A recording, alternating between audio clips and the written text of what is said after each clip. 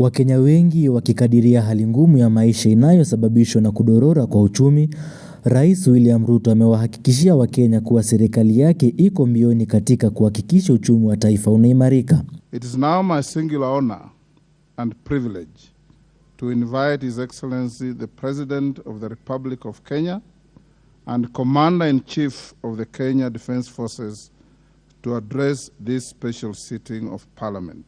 Katika hotuba yake ya kufungua bunge la 13, Rais William Ruto ameelezea baadhi ya mikakati ambayo amelainisha katika kuimarisha uchumi, akisema atafuata mfumo wake wa bottom up kuhakikisha kila Mkenya anapata fursa ya kupata mapato ya kujikimu na hata kusaidia katika kujenga taifa kwa kulipa ushuru. We have an obligation to redeem our pledge to our small traders, the hawkers, the mamambogas, the bodabodas, that every person who sells any good or service gets to work and earns a decent livelihood enough to place them on the path to wealth through saving and investment.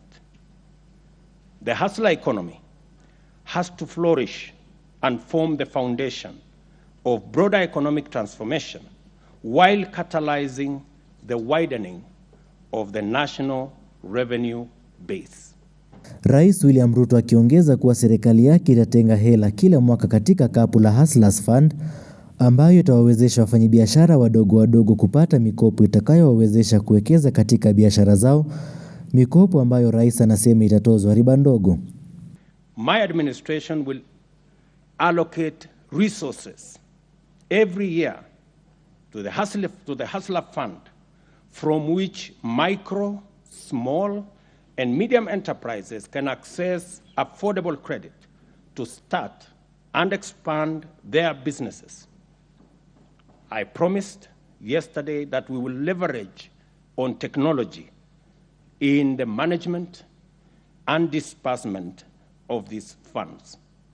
And shortly, we will be bringing to this House the legislation and the regulatory framework to operationalize this fund.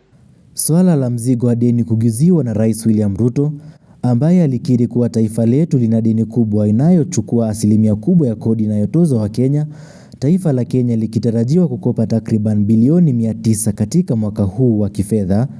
Rais William Ruto akisema kuwa serikali yake itageuza mwenendo huo katika miaka mitatu ijayo. This year alone, we budgeted to borrow 900 billion to finance both development and recurrent expenditure. You're all aware that our total collection is 2.1 trillion, which is only enough to pay debt and to pay salaries. Everything else we have to borrow. The government members should never borrow to finance recurrent expenditure. It is not right, it is not prudent, it is not sustainable, it is simply wrong. Aidha, Ruto alisema ndiposa taifa la Kenya liweze kupiga hatua katika kujiendeleza kiuchumi, serikali inapaswa kuwekeza takriban asilimia 25 ya pato la taifa, huku akiba ya kitaifa ikiwa chini ya asilimia 10, ikiacha taifa na upungufu wa asilimia 15. I have news, and it is not very good news. Our financial situation is not very good. For Kenya to grow to an upper income country, we need to invest at least 25% of our GDP.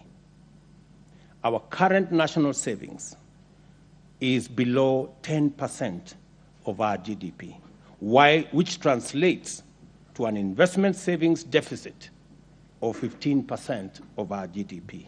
Rais William Ruto katika hotuba yake ya kwanza kwa bunge la 13 ameorodhesha mikakati kadha wa kadha ambayo serikali yake imeweka kuhakikisha uchumi wa taifa unaimarika.